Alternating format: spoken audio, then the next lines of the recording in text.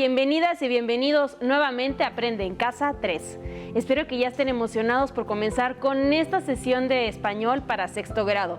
Y como siempre, estaremos acompañados de la guía de Gaby Rivas. Bienvenida, Gaby. Muchas gracias, María. De verdad que me da mucho gusto saludarte y qué gusto estar aquí. Bienvenidos, niñas y niños en casa. Me entusiasma que ya estemos aquí listos para concluir el trabajo con esta práctica social del lenguaje, donde el reto consistió en adaptar un cuento a obra de teatro. Sé que Mónica y tú ya van muy adelantadas, María, y que están prácticamente listas para su presentación de mañana. Y estoy segura que nuestros estudiantes en casa también van muy avanzados en su misión. Querida María, ¿cómo te has sentido hasta este punto de nuestra práctica social del lenguaje? Pues la verdad es que muy contenta, Gaby. Te dije que amaba los retos y estoy muy satisfecha con todo lo que he aprendido y pues sobre todo puesto en práctica con la adaptación, y me ha gustado descubrir muchas cosas sobre la relación entre los diferentes tipos de textos literarios, no solo porque unos puedan hacer referencia o basar su contenido en otros, sino porque es posible transformarlos en un tipo de texto completamente distinto, conservando las características y elementos del texto fuente.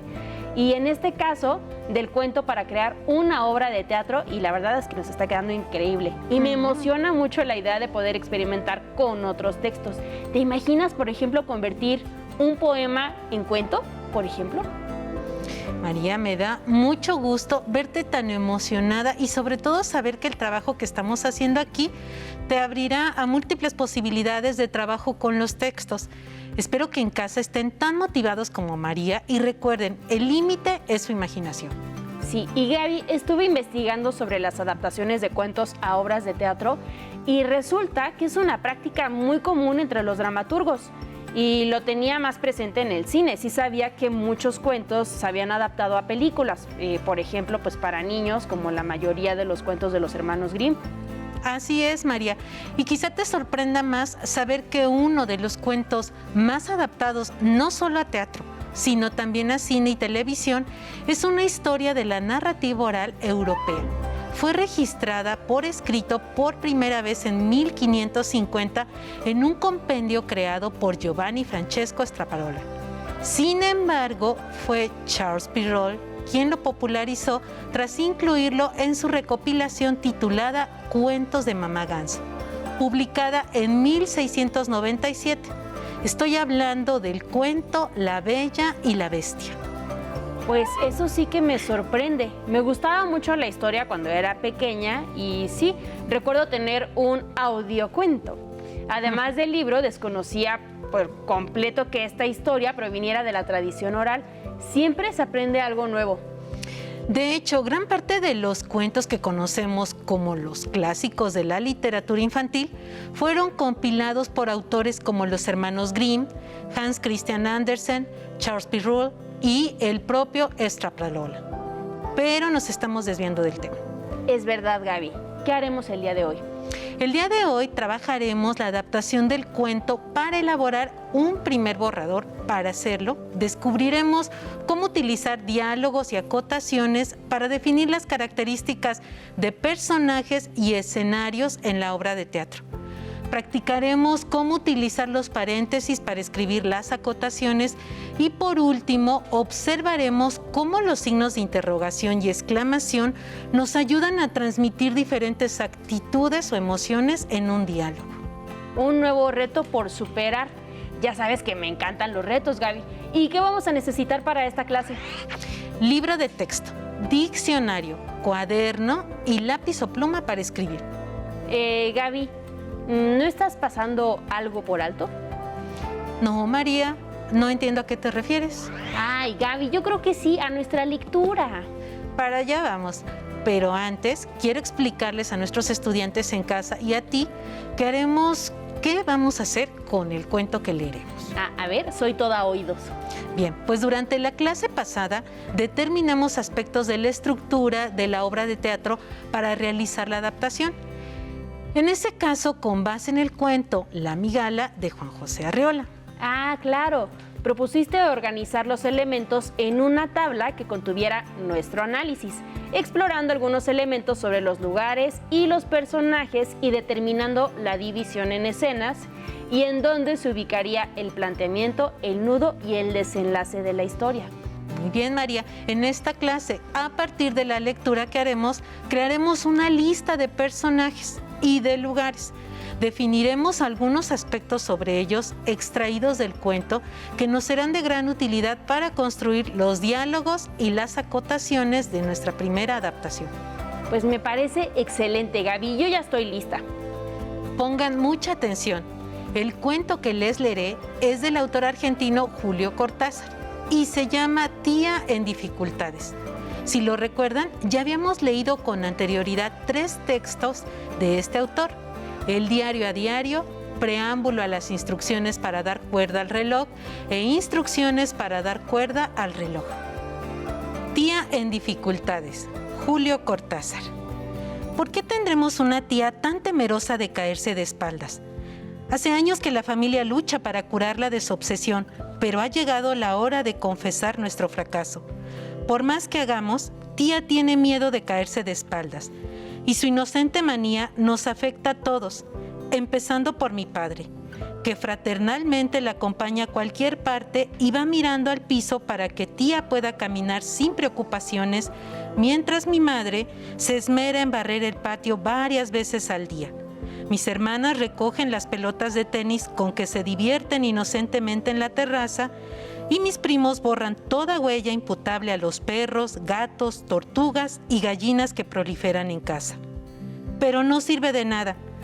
Tía solo se resuelve a cruzar las habitaciones después de un largo titubeo, interminables observaciones oculares y palabras destempladas a todo chico que ande por ahí en ese momento. Después se pone en marcha apoyando primero un pie y moviéndolo como un boxeador en el cajón de resina. Después el otro, trasladando el cuerpo en un desplazamiento que en nuestra infancia nos parecía majestuoso y tardando varios minutos para ir de una puerta a otra. Es algo horrible. Varias veces la familia ha procurado que mi tía explicara con alguna coherencia su temor a caerse de espaldas. En una ocasión, fue recibida con un silencio que se hubiera podido cortar con guadaña. Pero una noche, después de un vasito de esperidina, tía condescendió a insinuar que si se caía de espaldas no podría volver a levantarse. A la elemental observación de que 32 miembros de la familia estaban dispuestos a acudir en su auxilio, respondió con una mirada lánguida y 2 palabras: lo mismo. Días después, mi hermano el mayor me llamó por la noche a la cocina y me mostró una cucaracha caída de espaldas debajo de la pileta. Sin decirnos nada, asistimos a su vana y larga lucha por enderezarse, mientras otras cucarachas, venciendo la intimidación de la luz, circulaban por el piso y pasaban rozando a la que yacía en posición de cúbito dorsal. Nos fuimos a la cama con una marcada melancolía y por una razón u otra nadie volvió a interrogar a tía. Nos limitamos a aliviar en lo posible su miedo, acompañarla a todas partes, darle el brazo y comprarle cantidad de zapatos con suelas antideslizantes y otros dispositivos estabilizadores. La vida siguió así y no era peor que otras vidas. Cortázar Julio, Historias de Cronopios y de Famas, Biblioteca Cortázar, séptima reimpresión, Alfaguara, Argentina 2000, página 22. La verdad es que me encanta Cortázar, Gaby. Y pobres cucarachas, ya no podré verlas de la misma manera. Me cuidaré de no caer de espaldas. Ay, María, que no suceda. Pues bien, lo primero es crear la lista de personajes y al lado de cada uno escribir sus características. Para ello será necesario considerar apariencia física. Es una persona, un animal, un ser fantástico, alto o bajo, joven o anciano, robusto o delgado. ¿Cómo se viste, se peina, se arregla?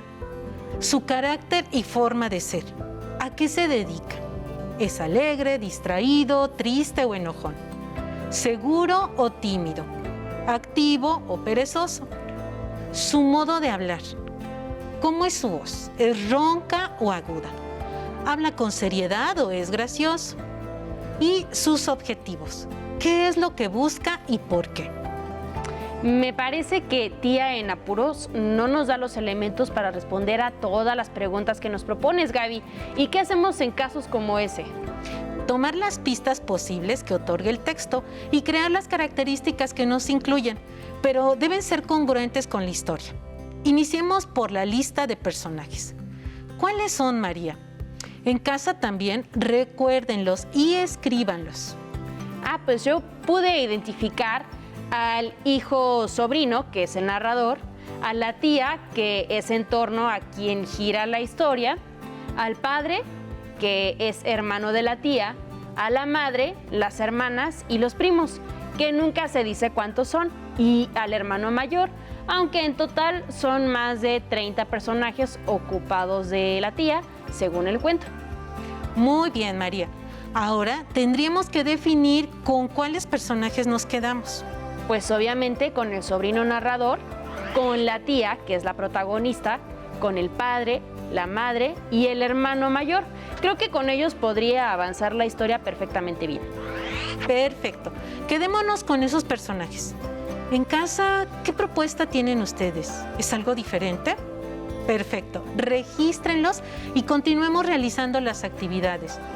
Ahora, María, vayamos contestando las preguntas sobre cada uno. ¿Te parece bien? Sí, me parece excelente.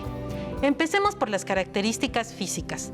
Retomemos las preguntas. ¿Es una persona, un animal, un ser fantástico, alto o bajo, joven o anciano, robusto o delgado? ¿Cómo se viste, se peina, se arregla? Pues todos son personas que podríamos encontrar en el mundo real. Diría que el sobrino narrador es joven, como de 16 años por su forma de hablar, y lo imagino delgado y alto, pero no muy fuerte. La tía creo que puede tener alrededor de 60 años, un poco llenita y muy meticulosa en su arreglo personal, pero de modo que las cosas que utiliza le proporcionen comodidad y seguridad, y sobre todo con el calzado que emplea. No puede ser de otra manera si se cuida tanto de caerse. El papá tiene que ser alto y fuerte para que su hermana se sienta segura de caminar apoyada en él. La mamá imagino que es bajita y delgadita, pues no ayuda de soporte a la tía. Y el hermano mayor creo que sería un universitario, igual, alto y delgado. Muy bien, María. Tomemos nota de lo que has dicho, para lo que realizaremos más adelante. Háganlo también en casa con los personajes que definieron. Muy bien, pues mientras voy registrando mentalmente todo esto, Gaby, ¿qué te parece si vamos respondiendo a las otras preguntas? Muy buena idea. Estas tienen que ver con el carácter y forma de ser de los personajes. ¿A qué se dedica? ¿Es alegre, distraído, triste o enojón? ¿Es seguro o tímido? ¿Activo o perezoso? Para mí el sobrino narrador es estudiante, alegre, seguro y activo, aunque preocupado por su tía. La tía se dedica a estar en casa. Me resultaría muy difícil creer que saliera a la calle con ese miedo o que realizara alguna actividad. Creo que su problema la hace estar triste, preocupada y mostrarse tímida para expresarse. El papá trabaja fuera de casa. Es amoroso, amable, servicial y activo. Y la mamá es ama de casa, porque se dedica a realizar ciertas labores domésticas. Y espero que el resto de los miembros de la familia le ayuden. Diría que es dulce y solidaria, extrovertida y muy activa. Y el hermano mayor creo que es estudiante universitario. Me parece analítico y también solidario y extrovertido. Estoy completamente de acuerdo, Gaby, en casi todo. Solo que el hermano mayor no me parece solidario. Nunca menciona que ayude a la tía en realidad. Sin embargo, él es quien nota a la cucaracha panza arriba y con ello ayuda a que la familia comprenda mejor el temor de la tía. Es verdad, Gaby. Si quieres, mientras tú vas analizando todos tus hallazgos y también nuestros niños lo hacen, yo leo las siguientes preguntas y les voy dando respuesta. De acuerdo, María. A ver, el modo de hablar. ¿Su voz es ronca o aguda? ¿Se expresa con seriedad o es gracioso? ¿Y cuáles son sus objetivos? ¿Qué es lo que busca y por qué? Entonces diremos que en cuanto al modo de hablar, que es importante en teatro, pues me parece que el sobrino narrador tiene una voz que está cambiando apenas. Aunque habla con propiedad, imagino que es gracioso. La tía la visualizo con una voz suave porque es dominada por el miedo. Y sería y ella también, pues me la imagino un poco seria. Al papá, pues supongo que tiene una voz ronca, aunque de tono amable, y diría que también es algo gracioso. A la mamá la imagino con una voz también como dulce. Y también imagino que le gusta cantar y que es muy simpática. Y el hermano mayor supongo que tiene una voz gruesa, como la de su papá, y algo más serio que el resto de sus familiares. Y en cuanto a los objetivos, pues de la tía es el no caerse. Y el del resto de la familia, que no caiga. Muy bien, María. En casa, ¿están de acuerdo con nosotras? Tomen nota como María lo está haciendo para poder continuar en el trabajo. Sí. ¿Y con qué vamos a ahora seguir? Ay, perdón. Ahora vamos a definir las características del ambiente, es decir, en dónde se desarrolla el cuento, María. Ah, pues eso es muy fácil, Gaby, en una casa. Y por lo que dice el autor, ¿en dónde consideras que se ubica la casa? Yo diría que en el campo. ¿Por qué, María? Por dos elementos que estuve observando. Es una casa donde viven muchos miembros de una familia extendida y además hay muchos animalitos. Muy bien. Digamos que se ubica en el ámbito rural. ¿Cómo la imaginas? La imagino grande y con muchas habitaciones. También con un patio enorme y terrazas y todo. Muy bonita. Perfecto. Vayan tomando nota de todo esto que nos dice María. Y en casa, ¿dedujeron lo mismo o más bien imaginaron una casa en una ciudad? Regístrenlo como María lo está haciendo de manera mental, muy presente.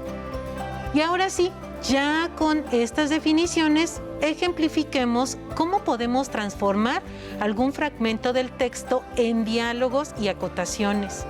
Con este trabajo podrán llevar a cabo la escritura de su borrador. ¿Están de acuerdo, María? Más que de acuerdo, Gaby. Y yo ya estoy listísima. Muy bien. Elige el fragmento y léelo, por favor. Pues perfecto, Gaby. A ver, yo creo que voy a escoger, mira, este que está apareciendo aquí en pantalla. Pero Bien. antes de continuar, Gaby, ¿podemos buscar en el diccionario qué es decúbito? Claro, María. Sabes que me enorgullece bastante tu interés por el significado de las palabras y por el uso correcto de la lengua. Muchas gracias, Gaby. Yo sé que a nuestros estudiantes en casa también les gusta saber qué significan las palabras. Entonces, a ver, ya estoy en la C, aquí, D,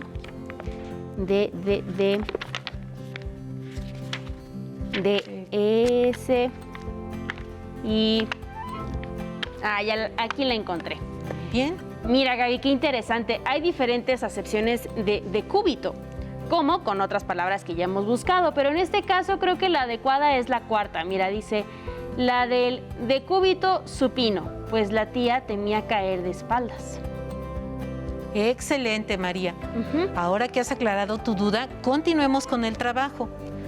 ¿Cómo transformarías el fragmento que seleccionaste en acotaciones y diálogos? A ver, voy a pensarlo un momento, Gaby, y en casa yo también sugiero que hagan lo mismo. Y ya sé, primero estaría dividido en dos escenas, porque cambian los personajes, y dejaría un mismo ambiente, que es la cocina. Muy bien. ¿Y cómo lo escribirías? Como es casi el final del cuento y antes hay otros escenarios, escribiría algo como Acto 3. La acción se desarrolla en la cocina de la casa. Es grande y está bien iluminada. El piso es de loseta de barro, la pared de tabique rojo. Hay una estufa grande y ollas y sartenes colgados de la pared. Los muebles son de madera y el espacio luce inmaculado. Excelente, María. observo que recuperaste características generales que enunciaste sobre la casa. Aunque no habíamos hablado específicamente de la cocina, María, ¿cómo sería la primera escena? Utiliza los diálogos y las acotaciones para desarrollarla. Considera que reflejen las características que observaste de los personajes y en casa hagan lo mismo. Muy bien, Gaby. La verdad es que haré mi mejor esfuerzo para ver cómo sale. Bien. Escena 1. Alrededor de la mesa de la cocina están sentados mamá, sobrino narrador, hermano mayor y tía, que dan los últimos bocados a su cena. Papá se acerca a tía y con suavidad extiende hasta ella un vaso con un líquido extraño y le habla con ternura. Seguro te sentirás mejor después de beberlo. Tía, con gratitud. Gracias, hermano, pero no encuentro que me haga sentir mejor. Mamá, comprensiva. Con que ayude un poco. Nos importa que estés bien y te sientas segura. Sobrino narrador, preocupado. Sí, tía, es muy difícil verte así, miedosa, titubeante, insegura. Hace años que no veo tu sonrisa. ¿Qué podemos hacer? ¿Qué te podría pasar si, ojalá que no, un mal día resbalas y caes? La tía abre los ojos muy grandes, casi con pánico. Ni lo digas. Da un trago largo al líquido extraño. Su frente comienza a mojarse de sudor. Me quedaría allí, tirada, sin poder incorporarme hasta morir. Papá triste y preocupado, impotente. Hermana, ¿cómo puedes creer eso? Nos tienes a todos nosotros para cuidarte, para levantarte si lo necesitas. Tía, con mueca triste. Lo mismo. Hermano mayor, queriendo quitar la presión de su tía. ¡Ey, ya! Déjenla, no cuestionen su miedo. ¿Quieres ir a tu habitación? Te llevo. La tía asiente. El hermano mayor la toma con cuidado y ambos, despacio, salen de escena mientras los demás se miran tristes y derrotados. Muy bien, María. Entendiste perfectamente el uso de paréntesis para diferenciar las acotaciones del resto del texto y consideraste lo propuesto sobre cada uno de los personajes para evidenciar algunos de sus rasgos. También aprovechaste las acotaciones para indicar descripciones, acciones y emociones de los personajes, así como los signos de interrogación y admiración para explicar las emociones, sentimientos, reacciones de los personajes. Seguramente en casa hicieron lo mismo. Como el tiempo se nos termina, los invito a escribir la segunda escena del fragmento, considerando lo realizado en la primera, y muéstrensela si es posible a su profesor o profesor y a sus compañeros, también a los miembros de su familia.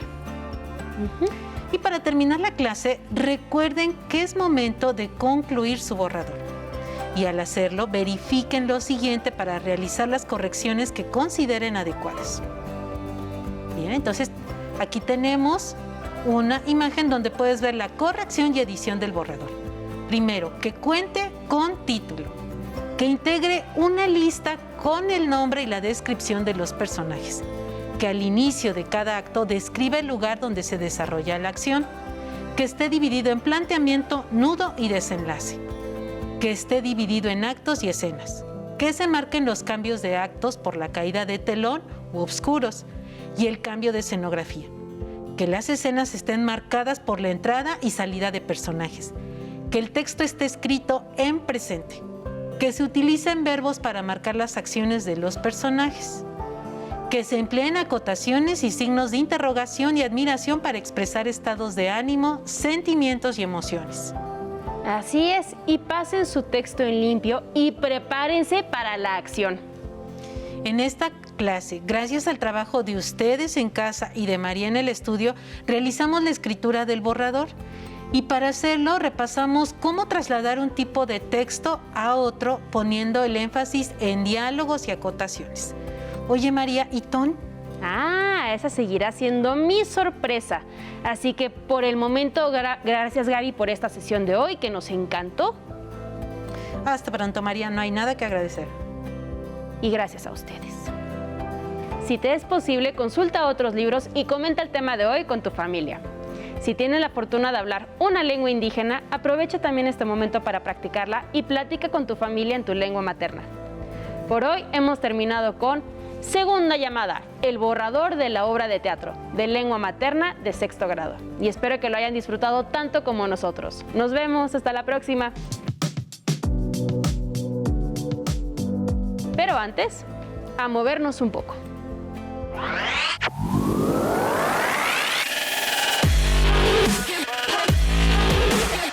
Recuerda, entre clase y clase, activa tu cuerpo. Ok, vamos a tomar un palo, lo que vamos a trabajar es brazo, abrimos nuestro compás a la altura de los hombros, tomamos nuestro palo y vamos a hacer una flexión de brazo a 90 grados y extendemos, flexionamos y extendemos. Nuestra espalda derecha y nuestros pies bien fijos. Flexionamos a 90 grados y estiramos. Flexionamos, estiramos. Recuerda respirar, expirar. ¿Ok? ¿Entendido? ¿Alguna duda? Nada. Ok, perfecto. Extendemos, flexionamos, extendemos, flexionamos. 3 más, Yair. 90 grados, bien. Espalda derecha. Respiramos. 2 más. 1, 2. Bien hecho. Descansamos, respiramos. Respiramos, exhalamos. Flexionamos y estiramos. Estiramos perfectamente bien los brazos. 3 más. Estira bien los brazos. Vamos a trabajar hombro. Tomamos nuestro palo, lo agarramos a la anchura de nuestros hombros y vamos a hacer extensión a la altura del hombro. Extendemos perfectamente los brazos, bajamos, respiramos, espalda derecha, bajamos.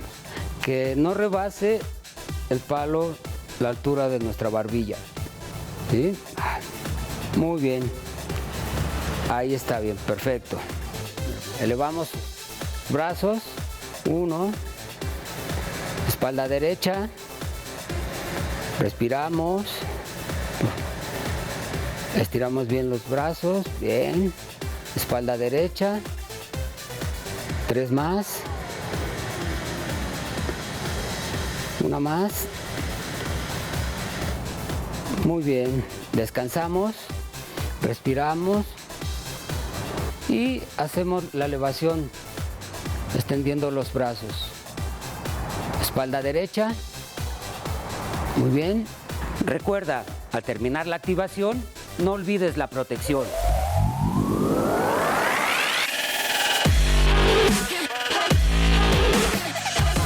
Si no tienes el libro de texto o necesitas ayuda para responder las preguntas, contáctanos.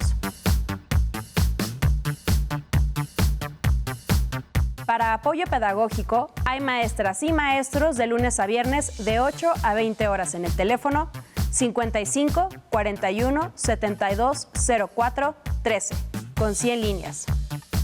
También puedes encontrar los libros de texto en la página conalitec.cep.gov.mx. Si quieres volver a ver los programas de Aprende en Casa, los puedes encontrar en la siguiente liga: aprendeencasa.cep.gov.mx. Todavía me acuerdo la primera vez que vi germinar una plantita y en mi cabeza solo podía pensar qué tenía que pasar en él para que pudiera crecer. En mi casa todo empezó con un juego, con mi pequeño microscopio. A veces mezclando cosas en el baño y explorando todo lo que me encontraba a mi paso. En mi familia no era tan común que alguna mujer estudiara profesionalmente alguna ciencia y nunca faltó el familiar que me dijera: ¿por qué estudias eso? Nadie se va a querer casar contigo. Decidí estudiar ingeniería bioquímica porque me ayudó a entender cómo funcionaban los seres vivos, pero también empezó mi camino para descubrir soluciones que nadie más había encontrado. Hace unos años, innovamos en el mundo de la nanotecnología, creando una nueva molécula capaz de matar virus, ayudando a acabar con una crisis de ébola. La vida te va a poner miles de retos. Está en ti seguir tus sueños, innovar y crear esperanzas y, sobre todo, dejar tu nombre marcado en la historia.